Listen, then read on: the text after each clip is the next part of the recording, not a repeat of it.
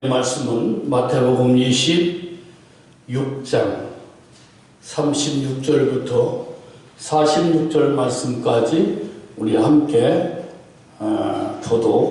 함께 합독하시겠습니다. 마태복음 26장 36절로 46절까지. 이에 예수께서 제자들과 함께 겟세마네라 하는 곳에 이르러 제자들에게 이르시되 내가 저기 가서 기도할 동안에 너희는 여기 앉아있으라 하시고 베드로와 세베대의 두 아들을 데리고 가실새 고민하고 슬퍼하사 이에 말씀하시되 내 마음이 매우 고민하여 죽게 되었으니 너희는 여기 머물러 나와 함께 깨어 있으라 하시고 조금 나아가서 얼굴을 땅에 대시고 엎드려 기도하여 이르시되 내 아버지여 만일 할만하시거든 이 잔을 내게서 지나가게 하옵소서.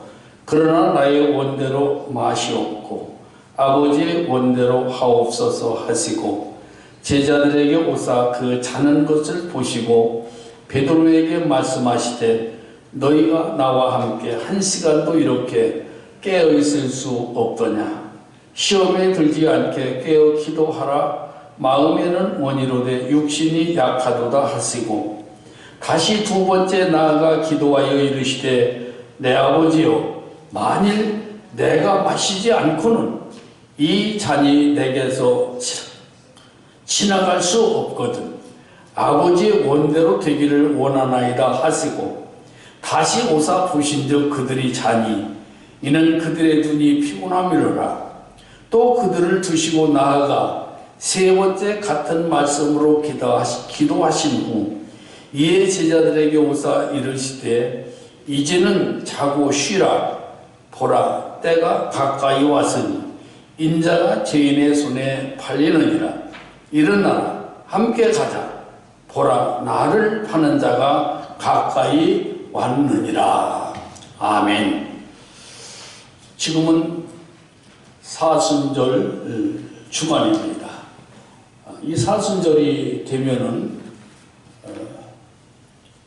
예수님의 그 고난에 동참하고 또 어떤 분들은 금식하고 또 어떤 이들은 교회에 나와서 철야하고 또 특별 새벽 기도를 하고 여러 모양으로 이렇게 그 주님의 고난에 동참하는 계기로 삼습니다. 그런데 올해는 갑작스러운 이 코로나라고 하는 전염병이 창궐함으로 예배하는 것조차 여러 모양으로 심적 제약을 받고 있습니다. 그렇지만 우리는 이런 과정을 통해서 더욱 우리 주님을 깊이 생각해 보아야 할 것입니다. 다음 주일은 종료주일이고 또 그 주간에는 고난주간이 되고요. 그리고 4월 둘째 주일은 부활주일로 그렇게 이 절기상 되어 있습니다.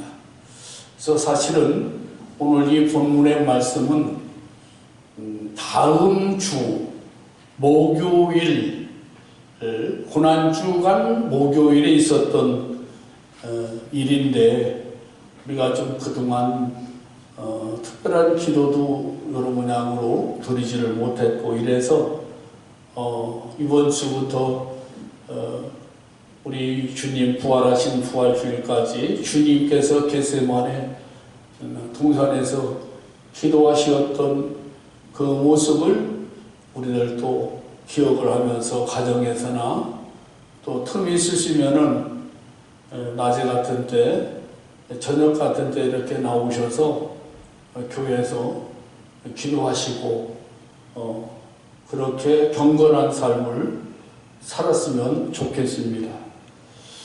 우리 먼저 생각할 것은 오늘 여기 36절 말씀에 나오는 겟세마네 이 겟세마네라고 하는 이 동산을 한번 먼저 생각을 해 봐야 하겠습니다. 겟세마네라고 하는 이 말의 뜻은 짜낸다는 뜻입니다. 이 산에는 감람나무가 많아요.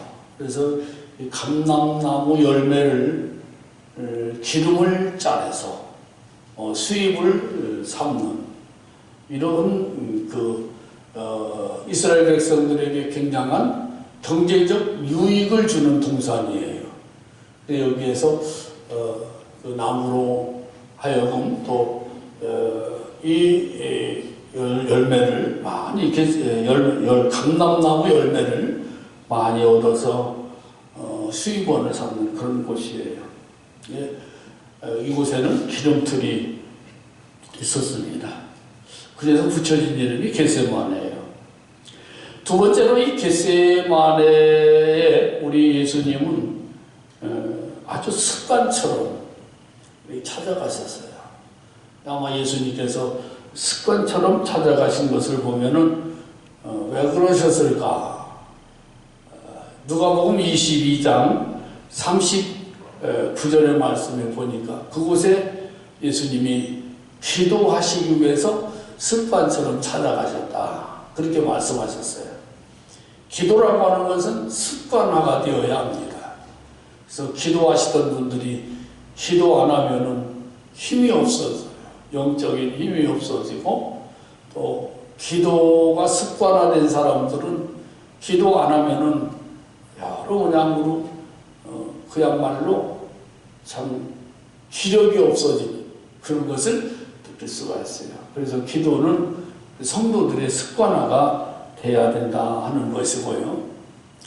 또 예수님께서 이 겟세마네 동산을 자주 습관처럼 찾아가신 이유는 그곳을 하나의 그 거처로 그렇게 삼으셨던 것 같습니다. 누가복음 9장 58절 말씀에 예수께서 이르시되 여우도 굴이 있고 공중에 나는 새들도 집이 있는데 인자는 머리 둘 곳이 없다. 그렇게 말씀하셨어요. 이 말씀을 둘로 나누는데요. 그 하나는 실제적으로 예수님께서 머리 두실 만한 그런 편히 몸을 쉴 만한 집이 없으셨다라고 하는 것을 말씀하시고 또 하나는 세상 가는 곳곳마다 그야말로 죄악이 가득 찬 그런 세상이기에 예수님께서는 아마 이 세상에 머리 두실 만한 그런 곳이 없다라고 그렇게 말씀하셨을 것이고 또 하나는 예수님은 노숙자이셨다. 천국에서 오신 노숙자이셨다. 그래서 천국에서 이 땅에 오신 33년 반이라고 하는 이 기간 동안에 우리 예수님은 노숙자로 그렇게 살아가신 분입니다. 또 예수님은 구하시면서도 이렇게 머리 둘 곳이 없는 집안 칸이 없으신 이유가 뭘까요? 고린도 후서 8장 9절이 대답하고 있는데 우리 주 예수 그리스도의 은혜를 너희가 알거니와 부요하신 이로써 너희를 위하여 가난하게 되심은 그의 가난함으로 말미암아 너희를 부요하게 하려 하심이라. 이렇게 말씀하고 있습니다.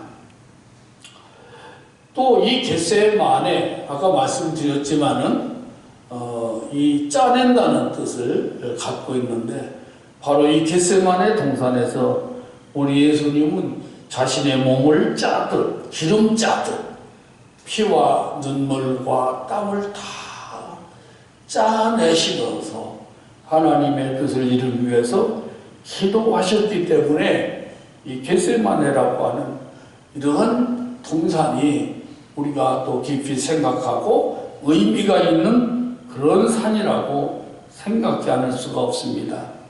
그런데 누가복음 22장의 말씀을 볼 것 같으면 예수님께서 기도하시는데 땀방울이 땅에 떨어질 때에 핏방울과 같이 되었더라. 그런 말씀이 있어요. 예수님께서는 이제 그 피 흘린 장소가 여러 곳이 있습니다. 바로 그 첫 번째가 어디냐고 하면은 그 겟세마네 그 동산에서 그렇게 기도하시면서 그 땀이 땅에 떨어질 때 누가가 보니까 그것은 땀이 아니라 피였다. 그렇게 기록하고 있는 것을 보아서 예수님이 흘리신 그 피는 여러 곳에서 흘렸지만 그 첫 번째가 바로 겟세마네 동산에서 피를 흘리셨고, 그 다음으로는 빌라도의 법정에서 예수님께서 빌라도의 손에 들려져 있는 채찍으로 그 온몸을 맞으면서 몸에서 피가 흘려. 그래서 빌라도의 법정에서 두 번째 흘린 피가 있습니다. 여기에 대해서 이사야서 53장 5절에서는 그가 찔림은 우리의 허물 때문이요 그가 상함은 우리의 죄악 때문이라. 그가 징계를 받음으로 우리는 평화를 누리고 그가 채찍에 맞음으로 우리는 나음을 입었도다. 그렇게 말씀하셨어요. 그래서 빌라도의 법정에서 채찍을 맞고 고통을 참아가시면서 십자가의 고난이 시작됐죠. 그래서 우리 예수님은 우리의 건강을 위해서 우리의 병든 몸을 대신해서 그분이 몸에 채찍을 맞았다. 우리 성도들은 건강해야 하나님께 영광이 됩니다. 예수님께서 채찍 맞고 고통당하신 것 다 허사가 아니에요. 우리를 위해서, 우리의 건강을 위해서 그렇게 채찍에 맞은 거예요. 내가 채찍에 맞을 터이니까 너희들은 아프지 마라. 너희들은 건강하거라. 그것이 예수님의 마음. 그래서 빌라도의 법정에서 흘린 피가 그런 의미가 있는 거예요. 그 다음에는 예수님께서 가시관을 쓰시고 이마에서 피가 주르르 흘러 내리셨던 것을 볼 수가 있어요. 예수님이 쓰신 가시관은 바로 저주를 상징하는 겁니다. 아담이 범죄했을 때 하나님께서 창세기 3장 18절에서 땅이 내게 가시떡불과 엉겅퀴를 낼 것이다. 가시라고 하는 것은 바로 저주를 상징하는 겁니다. 또 예수님께서는 십자가를 지고 걸어가신 그 길에 뚝뚝뚝뚝 떨어지는 그 피의 자국이 있었습니다. 예수님 한 걸음 두 걸음 걸어가실 때마다 그 땅바닥에 예수님의 피자국이 있었어요. 무엇을 상징하겠습니까? 예수님의 은혜로 하여금 우리가 구원을 받았다면 그 예수님의 은혜에 대해서 감사함으로 예수님 뒤를 따라가야 하는 거예요. 예수님 뒤를 따른다고 하는 것이 쉬운 일이 아닙니다. 주님 말씀하셨습니다. 누구든지 나를 따라오려거든 자기를 부인하고 자기 십자가를 지고 나를 쫓을 것이니라. 그렇게 말씀하셨어요. 세상 사람들이 가는 길은 넓고 길이 평탄하지만 우리 예수 믿는 사람들이 가는 길은 길이 좁고 협착하다. 그렇게 말씀하셨어요. 우리 믿음의 소년들이 걸어가신 길마다 고난의 길이었어요. 험한 길이었어요. 그러면서 그들은 그 길을 가면서도 참 하나님 감사합니다. 예수님 감사합니다. 그러면서 주님의 뒤를 따라갔어요. 우리 성도들, 예수 믿는다고 하는 것이 바로 주님이 한 방울 한 방울 그 피를 흘리신 바로 그 길을 우리도 따라간다는 것, 그것 기억해야 되는 것입니다. 또 예수님께서 손과 발에서 피를 흘리셨어요. 손에서 그리고 발에서 못을 받고 거기에서 흘리신 피.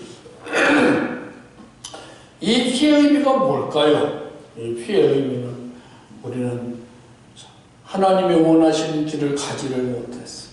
그래서 우리의 발로 하나님의 원하시는 길을 가지 못하고 오히려 하나님이 원하시지 않는 길로 걸어갈 때가 많이 있었어요. 또 우리가 우리의 손으로 범죄할 때도 있었어요. 아마 예수님이 이 발에서 피를 흘리시고 그 손에서 피를 흘리셨기에 그 예수님은 지금도 하나님의 보좌 우편에서 우리를 위해서 당당히 그렇게 기도하실 것입니다. 아버지, 저 성도가요, 저 암흑의 집사가요, 저 암흑의 권사가요, 혹은 저 암흑의 목사가요, 지금 잘못된 길로 가고 있지만 용서해 주십시오. 저와 잘못된 길을 가는 것을 용서해 달라고, 잘못된 길로 간 것 용서해 달라고 제가 발에서 피를 흘렸지 않습니까? 아마 예수님께서 그 십자가에서 흘리신 그 피를 근거로 하나님 아버지 앞에 내놓으시고 우리를 위해서 대신 충고 기도를 드리고 계실 것입니다. 또한 우리 예수님께서는 옆구리에서 피를 흘리신 것을 볼 수가 있습니다. 십자가에 달려서 마지막으로 쓸개탄 포도주 한 잔을 마시고 예수님께서 고개를 돌부셨습니다.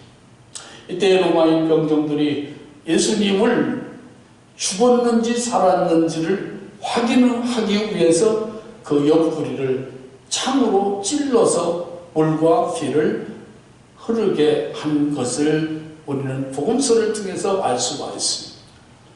원래 이 십자가에 달려 죽은 사람의 죽음을, 생사를 확인하기 위해서는 다리를 꺾었는데 우리 예수님은 다리를 꺾지 아니하시고 옆구리를 찔러서 피를 쏟아지는 것을 보고 예수님이 완전히 죽으셨다 하는 것을 확인할 수가 있었습니다. 예수님의 생애에서 볼 것 같으면은 공생애의 첫 이적이 뭐냐고 하면은 물로 포도주를 만드는 일로 시작을 해서 그분의 공생애를 마치는 그 순간에 역시 포도주를 마심으로 공생애를 마쳤던 것을 볼 수가 있어요. 이 포도주, 그래서 마지막 한 잔의 그 포도주를 마신 것까지 보통 그 십자가에 달려 사형을 당하는 이들에게 서비스로 주는 게 뭐냐면 쓸개탄 포도주라고 했어요. 이 쓸개탄 포도주는 그 고통을 잠시라도 좀 면하게, 잠시라도 좀 잊도록, 그리고 갈증난 그 목을 주기 위해서 서비스로 주는 건데 예수님은 그걸 거부하시고 십자가에서 모든 말씀을 마치시고 마지막 그 포도주 한 잔을 요구를 하시고 그것을 마셨는데 그것까지 다 쏟아놓으시고 십자가에서 죽으신 것을 볼 수가 있습니다. 이런 과정을 놓고 볼 때 예수님의 피 흘리신 모든 장소 하나하나마다 놀라운 의미가 있는 거예요. 그리고 예수님이 달려 죽으신 그 십자가에 예수님의 피가 벌겋게 묻어 있었는데 예수님은 마지막으로 뭐라고 말씀하셨습니까? 다 이루었다. 다 이루었다. 그렇게 하늘을 향하여 외치시고 죽으신 것을 볼 수가 있는 겁니다. 그래서 우리는 십자가에 예수의 피를 믿으면 그 예수의 피는 우리 인간의 모든 허물과 죄를 모두 용서하는 그런 능력이 있는 것입니다. 오늘 여기 말씀 속에 볼 것 같으면 또 36절에 보니까요, 그 예수님의 심히 고민하시고 또 슬퍼하시고 또 무척이나 어렵고 힘들어 하시는 이런 장면을 볼 수가 있는 것입니다. 그래서 내가 저기 가서 기도할 동안에 너희는 여기 머물러 앉아 있어라. 그렇게 말씀하시고 또 제자들에게 그 제자들 중에서 제일 가까운 예수님이 기도하실 때 가까이 둔 제자가 있죠. 베드로, 요한, 그리고 야고보. 이 세 사람은 예수님이 사역을 하시면서 항상 가까이 두셨던 그런 사람입니다.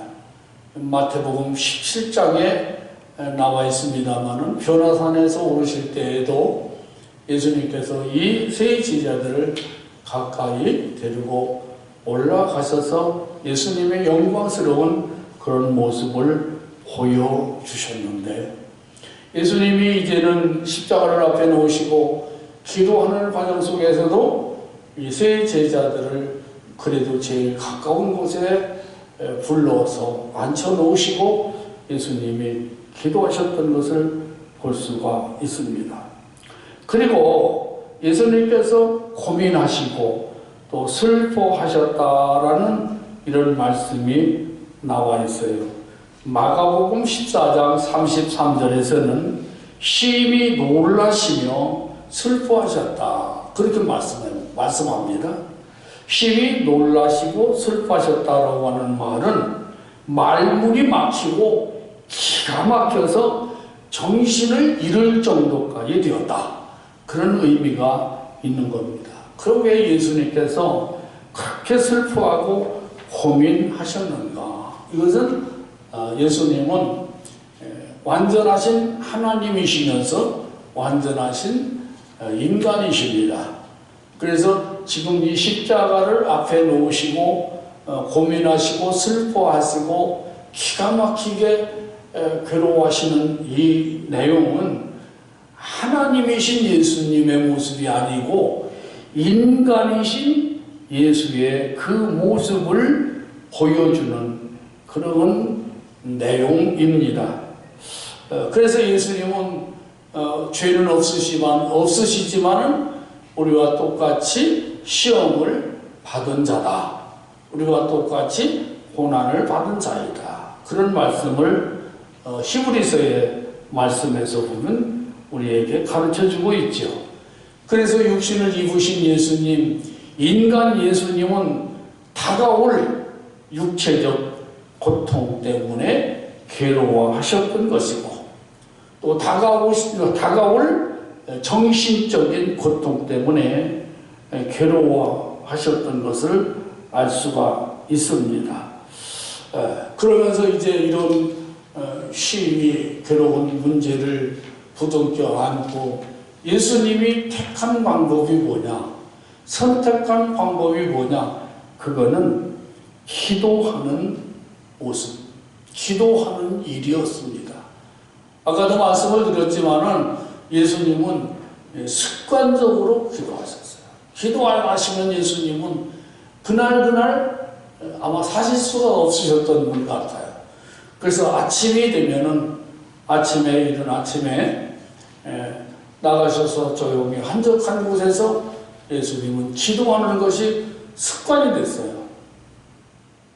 그래서 제자들이 또 예수님 앞에 온 수많은 환자들이 그렇게 많은데도 불구하고 예수님은 조용히 그들을 떠나서 한적한 곳을 찾아가서 이른 아침 미명에 날이 밝기 전에 조용히 무릎을 꿇고 아버지하고 대화하셨던 것을 볼 수가 있고, 저녁이 되면은 이 겟세마네 동산에 올라가셔서 기도하셨던 그런 모습을 볼 때에 우리는 기도가 습관화가 되어야 돼요. 기도하는 것이 습관화가 되면 기도 안 하면 배길 수가 없고, 기도하지 않는 것이 습관화되면은 기도하려니 그렇게 힘들고 어려운 거예요. 저도 오늘날까지 목회를 하면서 기도가 항상 우선이다. 기도보다는 앞서가지 말라. 작년에 우리 교회의 표를 그렇게 삼았어요. 기도가 우선이다. 기도보다 앞서가지 말자. 그래서 때로는 예수님 생각하고 이 앞에 영주산 기도를 올라가서 밤이 맞도록 실컷 울고 기도하고, 주일날 낮에도 사실은 오전 예배 마치면은 밥 한 끼 먹고 산에 올라가서 또 기도하다가 설교 시간쯤 되면 내려와서 설교하고, 그게 습관이 됐었는데요. 어느 날 몸이 좀 약해지기 시작하니까요, 그것을 놓더라. 놓다가 보니까 이제는 여러 가지 핑계가 생기면서 그 습관이 없어져 버리더라. 그 지금도 굉장히 고통스러운 게 뭐냐면, 그때 그 습관, 그때 그 기도하던 그 모습을 내가 이제 은퇴하기 전에라도, 내가 하나님의 부름을 받기 전에라도 그것을 다시 회복해야 되겠다 하는 것이 나의 소원입니다. 그래서 예수님은 습관적으로 그렇게 기도하셨고, 또한 특별한 일이 있을 때에 예수님은 기도하셨어요. 제자들을 선택하시기 위해서 예수님은 홀로 겟세마네 동산에 올라가셔서 그렇게 기도하고 내려오셔서 예수님이 제자들을 부르셨던 것을 볼 수가 있습니다. 오늘 여기 본문의 말씀 속에는 특별한 일이 앞에 다가오고 있습니다. 십자가라고 하는 이 고난, 십자가를 져야 할 이 일이 다가오고 있고, 이것이 인류의 구원의 역사를 이루는 이보다 더 큰 일이 어디 있겠어요? 예수님께서 이 세상에 오신 것이 바로 이 일 때문에 오셨거든요. 이 일 때문에. 그래서 하나님의 백성들을 구원하는 일에 있어서 정말로 이보다 더 큰 일이 없어요. 그래서 예수님은 이 일을 위해서 겟세마네 동산에 기도하시기 위해서 올라가신 것입니다. 제가 늘 그런 말씀을 드리잖아요. 이 코로나라고 하는 전염병이 오기 전에 나라가 그래도 위기가 오고 있습니다. 어렵습니다. 나라가 그래도 우리가 기도하지 않으면 안 됩니다. 기도하십시오. 그렇게 하면서 여러분들 앞에 수없이 외쳤고, 제가 또 그렇게 기도하면서 외쳤습니다. 그러면서 주님 앞에 그런 기도를 드렸습니다. 주 예수님, 예수님을 모신 배와 예수님을 모시지 않은 배가 갈릴리 바다를 항해할 때에 갑작스러운 광풍을 만나서 배가 물에 잠길 위기에 놓여 있을 때 나름대로 제자들은 물을 떠내면서 최선을 다하다가 깜짝 놀라서 보니 예수님을 깨워야 되겠다. 그래서 예수님을 깨우시니까 예수님이 잠에서 일어나셔서 풍랑을 꾸짖으시니까 잔잔해지고, 예수님을 모신 배도 잔잔한 바다 위로 항해할 수 있었고, 예수님을 모시지 않은 배들도 잔잔한 바다 위를 항해할 수가 있었다 하는 말씀을 드리면서, 나라의 위기, 나라의 풍랑이 있는데 지금 예수 믿는 우리 성도들이, 교회가 예수님을 깨워야 할 때입니다. 예수님을 입에서 한마디, 풍랑아 잔잔하라, 그 한마디면은 해결됩니다. 늘 우리가 기도해야 합니다. 그러면서 하나님 앞에 기도할 것을 여러 번 말씀을 드린 바 있습니다. 이에 따라서 우리 성도들이 열심히 기도하시는 성도님들도 계셨습니다. 또한 저도 그것을 알면서도 오늘 여기 본문에 나와 있는 제자들처럼 그야말로 기도하는 일에 전심전력을 하지 못하고 그저 어떤 때는 새벽 기도에 나오지 못할 때도 있고, 어떤 때는 특히 기도할 때도 있는가 하면은 그저 어떤 때는 와서 신이 몸만 주님 저 다녀갑니다 하고 예수님에게 눈도장만 찍고 가는 듯한 그런 모습을 보일 때도 없잖아 있었습니다. 그래서 하나님 앞에 그런저런 것을 놓고 회개하면서 눈물을 많이 흘렸던 것을 볼 수가 있습니다. 지금은 어느 때보다도 기도 많이 해야 할 때입니다. 예수님이 십자가를 앞에 놓으시고 그야말로 간절히 겟세마네 동산에서 그야말로 땀을 흘리시고 피를 흘리시고 눈물을 흘리시고 간절히 기도하셨던 것처럼 지금은 우리가 나라를 위해서 간절히 기도해야 되고, 또 지금 우리나라가 그동안부터 이제 기울어진 것, 또 그동안부터 또 여러 가지 경제적인 어려운 사정들이 오는 것, 여기에다가 코로나라고 하는 것이 덮쳐가지고 지금 말할 수 없이 어려움을 겪고 있단 말이에요. 이 코로나라고 하는 것이 끝나게 돼도 경제적인 어려움 등은 말할 수가 없을 거예요. 그렇다면 우리가 해야 할 일이 뭡니까? 해야 할 일은 다른 뭐 하겠어요? 기도하는 것 외에 다른 방법이 없다는 거예요. 그 예수님께서도 당신 앞에 다가오는 그 십자가라고 하는 것을 놓고 그 예수님은 결심을 한 거예요. 기도하자. 기도하자. 내가 하나님 앞에 기도하는 것밖에 없다라고 예수님은 그렇게 결심을 하시고 제자들을 데리고 겟세마네 산에 오르신 거예요. 제자들에게도 그렇게 말씀하고 있습니다. 내가 지금 고민하여 심히 죽게 되었다. 내 마음이 너무너무 슬프다. 얘들아, 나를 위해서 좀 깨어있어다오. 그리고 너 베드로, 야고보, 요한, 너는 좀 더 내게로 가까이 와. 나를 지켜줘. 그러시면서 그들을 가까이 불러 함께 기도하자고 했는데 제자들은 어땠습니까? 기도 못했어요. 기도하지 않냐고 잠만 자고 있었습니다. 시험에 들지 않도록 깨어서 기도하라고 하는 예수님의 경고가 있었던 것을 볼 수가 있습니다. 오늘 여기 본문의 말씀에 보니까요, 39절에 이렇게 말씀합니다. 조금 나아가서 얼굴을 땅에 대시며 엎드려 기도하여 이르시되, 이런 말씀이 있어요. 이 말씀은 예수님이 어떤 자세로 기도하셨는가, 그걸 보여주시는 그런 내용이에요. 유대인들에게는 하나님 앞에 기도할 때에 그 자세가 몇 가지가 있어요.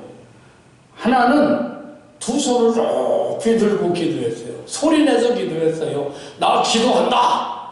그것을 사람들에게 알리기 위해서 손을 높이 들고 기도했는데, 누가 이런 기도를 좋아했느냐고 하면은 바리새인들이 그걸 기도를 좋아했어요. 바리새인. 손 높이 들고 큰 소리로 하나님을 향하여, 그렇게 하늘을 향하여 기도했던 바리새인들이 그걸 좋아했어요. 그 다음에 두 번째로는 가슴을 치면서 얼굴은 푹 수그리고 기도하는 세리의 기도가 누가복음 18장에 나옵니다. 가슴을 두드리면서 나는 죄인입니다. 내가 죄인입니다. 참 이 내가 죄인입니다라고 하는 고백이 우리는 늘 있어야 돼. 예수님 죄인인 내가 예수님을 통해서 의로워졌습니다. 우리는 사실상 신분상 의인이에요. 그러나 우리가 육신을 가지고 있는 한 잘못된 길로 갈 때, 죄를 짓는 게 뭐냐, 죄 짓는다는 게 뭐냐면 히말티아라서, 히말티아라고 하는 이 단어로서 빗나갈 때, 빗나가는 것을 죄를 짓는다, 그렇게 말합니다. 여러분 그 타락한다는 말을 쓰잖아요. 타락한다는 말. 타락은 탈선한다는 얘기거든요. 그 우리 하나님의 거룩하신 부름을 받고 은혜를 입고 의롭다고 인정을 받은 이들도 사실상 잘못된 길로 빠질 때가 있다 이거예요. 그럴 때마다 하나님, 제가 오늘 잘못된 길로 걸을 뻔하였습니다. 그것까지 하나님 앞에 죄인으로 인정하고 그렇게 참회해요. 그래서 이 세리가 가슴을 치면서 나는 죄인이로서이다 할 때에 하나님이 그를 인정해줬다 하는 말씀이 누가복음 18장에 나와 있잖아요. 그리고 무릎을 꿇고 기도하는 거 있지 않습니까? 이 무릎을 꿇고 기도하는 것은 성경이 보면 여러 곳에서 말씀합니다. 누가복음 22장 41절 예수님처럼, 사도행전 7장 60절, 9장 40절, 20장 36절, 에베소서 3장 15절 등등 보면은 무릎을 꿇고 기도하는 이들이 많이 있습니다. 사실상 제가 보통 이 강단에 올라오면은 무릎을 꿇고 기도합니다. 무릎을 꿇고 기도하는. 이 무릎 꿇는 기도 의자도 있지만은 무릎을 꿇고 강단에서 기도해요. 그리고 저 앞에 앉아서 기도할 때도 역시 무릎을 꿇고 기도합니다. 이상하게 이 무릎을 꿇어야 기도가 되는 것 같아요. 제 아내도 제 뒤에 앉아가지고 기도하는데 꼭 무릎을 꿇고 기도하더라고요. 무릎 아프다고 하는 그 무릎 아픈데 좀 그냥 다리 펴고 기도하라고 그랬더니 무릎을 꿇어야 꼭 기도하는 것 같다는 거예요. 그것도 하나 이 습관이 되는 것입니다. 무릎을 꿇고 믿음의 소년들은 그렇게 기도했습니다. 나라가 어려울 때 우리 믿음의 소년들은 그냥 꺼적대기 하나 깔아놓고 찬물 한 그릇 갖고 그걸 마셔가면서 그렇게 금식하면서 눈물로 기도하고 밤을 새워서 기도했던 것을 볼 수가 있습니다. 그런데 오늘 여기 본문의 말씀을 보면은 예수님은 얼굴을 땅에 대시고 무릎을 꿇으시고 그렇게 기도하셨던 것을 볼 수가 있어요. 그러니까 이 말씀 마태복음 26장의 말씀하고 누가복음 22장을 같이 놓고 보세요. 그러면은 예수님이 기도하시는 그 현장을 더 실감 있게 느낄 수가 있습니다. 예수님이 얼굴을 땅에 대고 기도하셨다 하는 데에는 그 의미가 있어요. 보니까요, 얼굴을 땅에 댄다 하는 그 말은 무슨 말씀이냐고 하면은 존경과 또 사랑의 표현일 뿐만 아니고 자기 자신을 낮추는 겸손의 표현이기도 하고 또 경배의 표현이기도 합니다. 구약 성경에서도 볼 것 같으면 아비가일이 다윗 왕 앞에 그렇게 얼굴을 땅에 댔다. 사무엘상 25장 23절에서 그렇게 말씀하시고요. 또 25장 41절 말씀 속에서 보니까 아비가일이 일어나 몸을 굽혀 얼굴을 땅에 대고 이르되 내 주의 여종은 내 주의 전령들의 80길 종이니이다. 다윗에게 내 주 임금주자를 쓰면서 그렇게 얼굴을 땅에 대고 자기의 의사 표현을 했던 것을 볼 수가 있어요. 또 다윗에게 아주 불효자가 있었죠. 그 다윗이 어떻게 보면은 그 정치적으로나 여러 모양으로 참 성공한 그 왕이지만은 가정 자식농사는 그렇게 싹 잘 지은 사람은 아닙니다. 압살롬이라고 하는 사람이 그 누이의 사건으로 인하여서 그 형제들을 죽이고 아버지를 피해서 도망갔지만은 요압이 그를 데려다가 그 아버지 다윗에게 화해를 시킬 때에 그가 왕 앞에 나가서 아버지 앞에 나가서 얼굴을 땅에 대고 절했다. 그렇게 사무엘상 14장 33절에서 말씀하지요. 그리고 솔로몬의 어머니 밧세바가 늙으신 그 남편 왕이신 다윗에게 나아갈 때에 얼굴을 땅에 대고 절했다. 그렇게 열왕기상 1장 16절 열왕기상 1장 31절에서 말씀해요. 그리고 요한계시록에서 보면은 천상의 24장로가 하나님 앞에 그렇게 했다고 계시록 11장 16절에서 말씀합니다.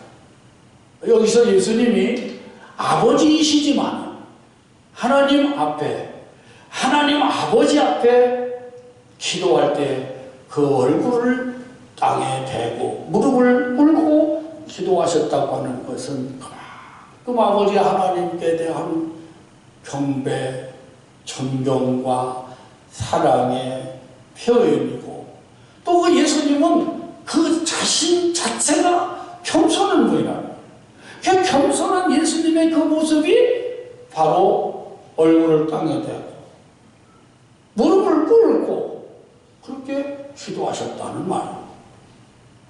하나님은 어떤 자의 기도를 들으십니까? 교만한 자의 기도를 들으시지 않습니다.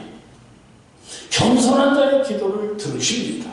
아까도 말씀드렸지만 누가복음 18장의 말씀 속에서 세리는 두 손을 들고 높이 들고 또 얼굴을 반짝 들고 나는 일에 두 번씩 금식하고 수요일에 11조를 드립니다.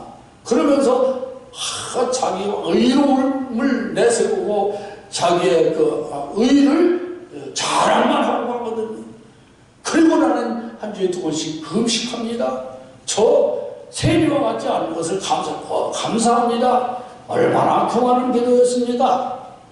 하나님 인정을 안 하셨다는 거예요. 그러나 반대로 세리는 가슴을 두드려. 가슴을 두드리면서 나는 죄인이라고 감히 얼굴을 못 들었다는 거예요. 하나님께서 그 세리의 기도를 의롭게 여기셨다. 예수님이 그런 말씀을 하신 것을 보세요. 예수님은 겸손하신, 온 그 자체가 겸손하신. 예수님 하면은 그분 겸손한 분. 그래서 예수님 자신도 나는 마음이 온유하고 겸손하니 내게 와서 내 멍에를 메고 내게 배우라 그렇게 말씀. 누가 겸손한 자입니까? 기도하는 자가 겸손한 자예요. 지금은요 여러 분야로 나라가 위기를 맞고 있고 사업가들의 위기를 맞고 있고 우리 성도들의 가정도 굉장히 어려울 거예요. 큰 가운데에도 우리 하나님 앞에 충성하고 그렇게 하나님 앞에 충성스럽게 살지 못하는 것을 안타깝게 여기는 그런 우리 성도님들의 모습을 보면 정말 어떤 때 눈물이 나요. 사업도 여러 분야로 힘들고 어렵고 그런 과정 속에서 힘들어 하거든요. 여러분 조금만 참으십시오. 하나님께서는 반드시 여러분의 눈물을 기도, 겸손한 기도를 들으시고 반드시 복을 주시고 어려움에서 승리하게 하실 줄로 믿습니다. 오늘 여기 39절의 말씀을 이제 보겠습니다. 39절 말씀 뭐라고 기도하십니까? 예수님께서 내 아버지여 만일 할만하시거든 이 잔을 내게서 지나가게 하옵소서. 그러나 나의 원대로 마시옵고 아버지의 원대로 하옵소서. 이 말씀을 통해서요 아까 말씀을 드렸죠. 예수님은 인간 예수님으로서 십자가를 지는 거예요. 인간 예수로서 십자가를 지는 거예요. 하나님이신 예수님으로서가 아니라 인간이신 예수님으로서 십자가를 앞에 놓고 기도하시는 거예요. 그래서 그는 기도하기를 아버지여 이 잔을 내게서 물러가게 해 주십시오. 이 잔을 내게서 지나가게 해 주십시오. 여기서 이 잔이라는 뭘 말합니까? 이 잔은 십자가를 말하는 거예요. 이 십자가를 말하는데 이 십자가를 제게서 지나가게 해주십시오. 이런 기도. 그러나 나의 원대로 마시고 아버지의 원대로 되기를 원하나이다. 이런 말씀이거든요. 그러면은 예수님께서 오신 이유에 대해서 나는 제물이 되기 위해서 왔다. 속죄의 제물이 되기 위해서 오셨다. 그렇게 말씀하시고 제자들에게도 그렇게 말씀하셨어요. 내가 바리새인들과 장로들과 서기관들 이런 사람들에 의해서 이제 십자가에 못 박혀 죽을 것이다. 그렇지만은 사흘 후에 내가 다시 살게 될 것이다. 그렇게 말씀하셨어요. 십자가를 통해서 죽을 것을 예수님은 말씀하시고 십자가를 통해서 죽게 된다라고 제자들에게도 말씀하셨는데 이 십자가를 좀 지나가게 해주십시오. 이 잔을 내게서 지나가게 해주십시오. 그럼 앞뒤가 안 맞는 말 같지 않습니까? 그러나 그것은 인간 예수님의 뜻이었어요. 인간 예수의 뜻. 이 십자가라고 하는 게 얼마나 고통스러운 건지 예수님은 하늘에서 그걸 다 보셨어요. 이 인간 세계에서 인간에게 가장 고통을 주고 죽이는 것이 뭐냐면 그게 십자가의 죽음이라는 거예요. 아까도 말씀드렸지만 옷을 벗겨내고 사정없이 두들겨 패서 그 가죽끈에다가 끝끝에다가 쇠붙이를 달아가지고 옷을 벗기고 내려칠 때마다 그것이 몸을 쫙 감기면서 살 속에 못 같은 것이 푹 들어가서 또 자화 때문에 살점이 뚝뚝 떨어지면서 거기서 피가 흘러요. 왜 그렇게 십자가 죽이기 전에 그렇게 모진 매를 때리느냐? 그것은 빨리 죽으라는 거예요. 빨리 죽으라고. 빨리 죽게 하기 위해서 그렇게 한 거예요.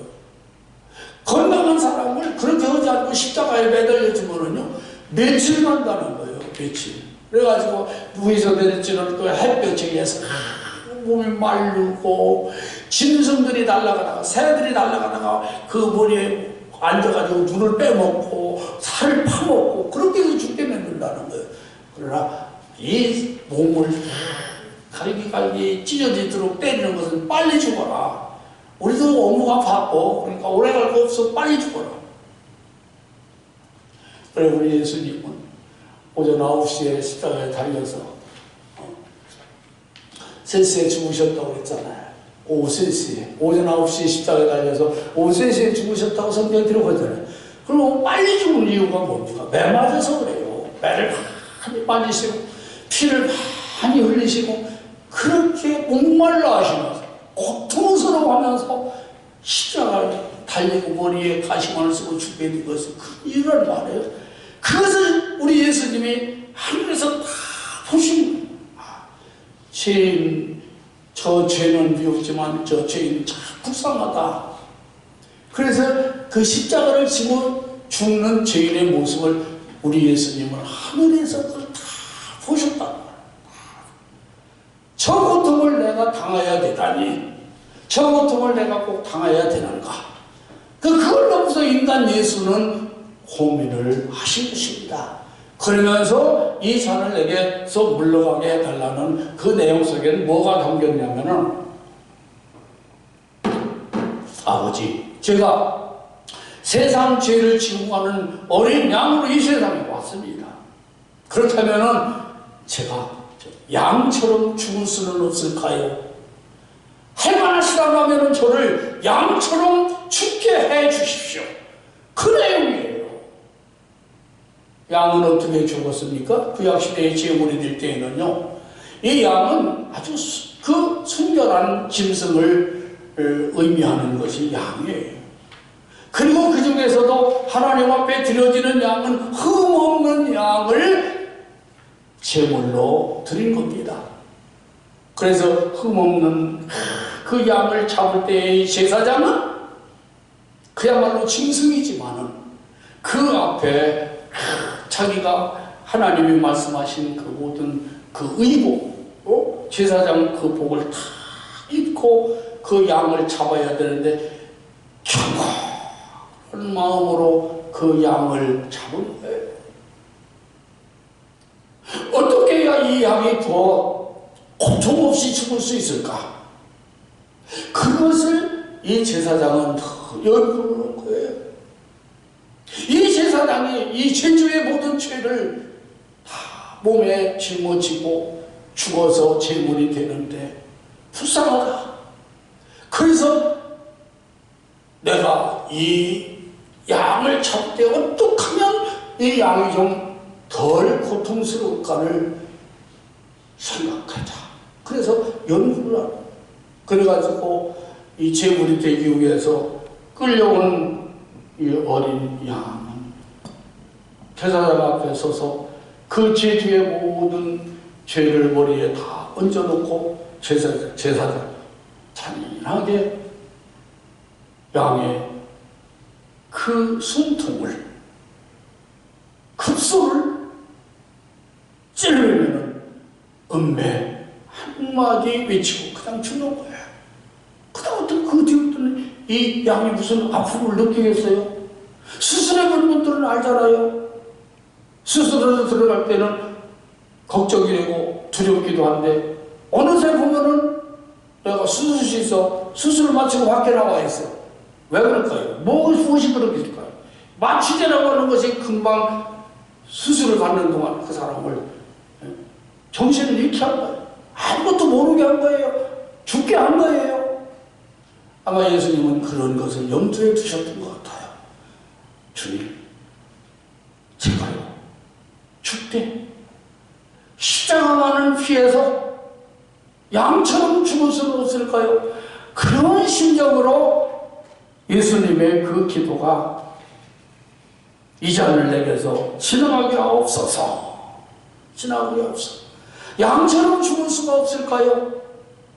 그러면서 그러나 내 원대로 마시고 아버지의 원대로 하옵소서. 십자가를 지는 것이 아버지의 원이라면 제가 그 십자가를 지겠습니다. 바로 그것이 예수님의 소원이었던 거예요. 그래서 하나님께서는 왜 예수님의 이 기도를 들어주고 싶지 않았겠어요? 그래, 너가 세상의 죄를 지고 가는 어린 양이니까 양처럼 죽게 해주마. 왜 그런 마음이 아버지 하나님이 없었겠어요? 그러나 공의로우신 하나님은 아니야.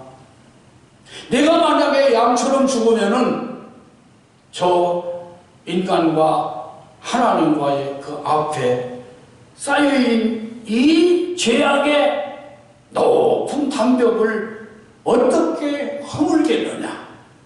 그래서 십자가의 수평은 하나님과 인간과에 막혀있는 바로 그 담이에요. 내가 십자가에서 죽어야 이 담이 무너질 수가 있는 거야. 또 이 수직적인 것, 이 수직적인 것, 높이 세워진 이것은 길을 말하는 거예요. 내가 만약에 양처럼 죽는다고 하면은 그 많은 영혼들이 어떻게 내게로 오겠느냐. 그래서 너는 십자가를 통해서 죽어서 저 많은 하나님의 택한 백성들이 내게로 오는 길이 되어야 한다. 그래서 하나님은 사랑하는 그 아들 예수 그리스도께서 양처럼 죽기를 원하는 소원을 들어주지 못하시고 그 십자가라고 하는 가장 찬양부도한 형벌을 내가 받아야 저 땅에 있는 죄인들이 죄를 뚫고 죄를 해결하고 내게로 올 수 있는 거야. 그렇게 하나님 아버지는 십자가의 죽음을 아들 예수님에게 원하셨던 거예요. 그래서 예수님은 그 십자가의 죽음을 각오하시고 더 힘써 기도하시면서 밤을 거의 다 세우시면서 그렇게 기도하신 것을 볼 수가 있어요. 구약시대의 제물은요, 그 제물을 불에 태워서 하나님 앞에 올리는 제사법이 있습니다. 제단은 어떻게 생겼냐면요, 우리가 알기 쉽게 말하는 가정에서 고기 구울 때 굽는 그 석쇠 있죠, 석쇠, 그물. 그 구약시대에 하나님 앞에 드려지는 제물은 각을 떠서 그 제단 위에 올려놓아야 됩니다.